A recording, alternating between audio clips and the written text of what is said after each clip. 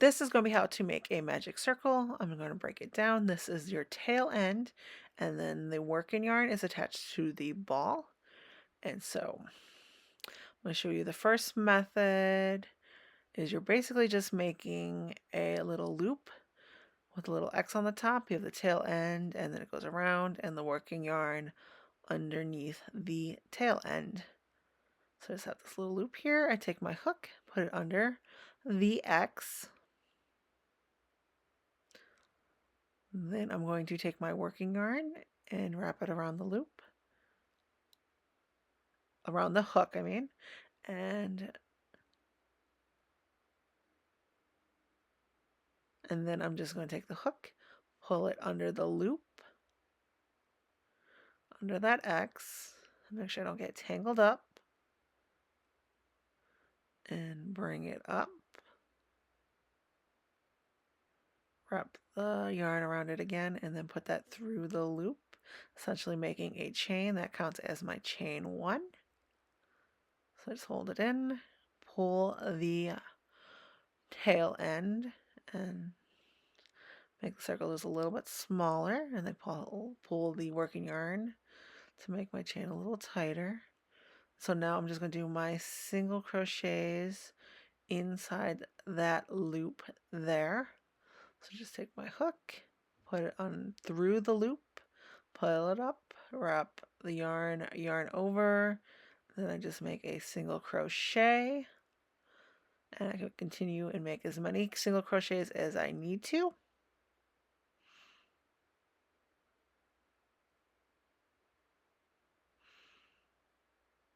You could also use double or triple. Just make sure this tail end is not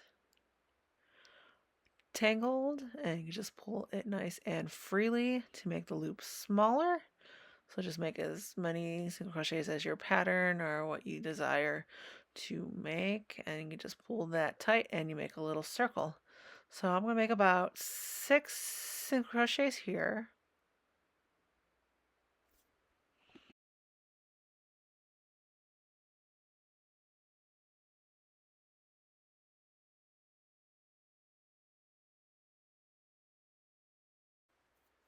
Okay. Then it should look like this, and so I just pull that tail and make a circle. Nice and tight, pull that tail end, and then I'm just going to make a slip stitch right into my first single crochet there. And there you have it. The magic circle, magic ring, whatever you like to call it. I'm just going to undo it here and just show you the way I prefer to make it.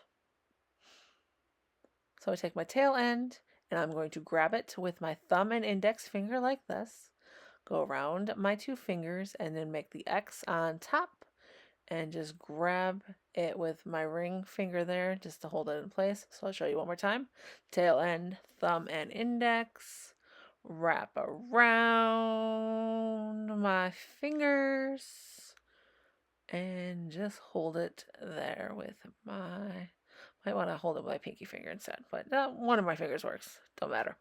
All right, hook underneath, very similar to the other way, hook underneath the X, and I am just going to grab the yarn and make that little loop under and in through that big loop. So just grab that there, and I got that little loop on my hook there, and I'm just going to grab the working end again to make a chain, and that's my chain 1, and you'll have a very similar look to what we had before with the little loop and then the big loop.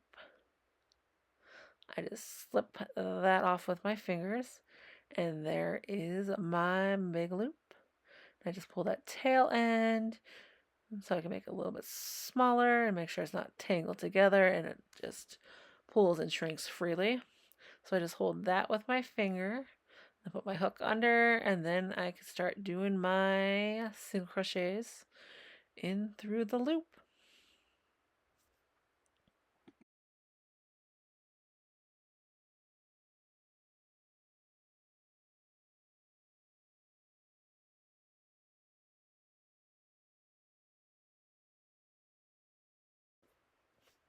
and just pull that tail end to close up the circle.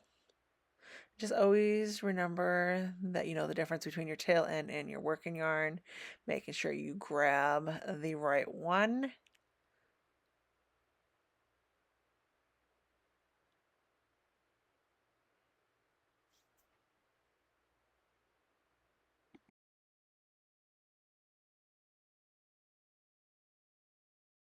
Okay. You can also practice working on a hair tie. You're just making single crochets along this little circle here. Putting my hook under, grabbing a piece of yarn, and just making single crochets around the hair tie.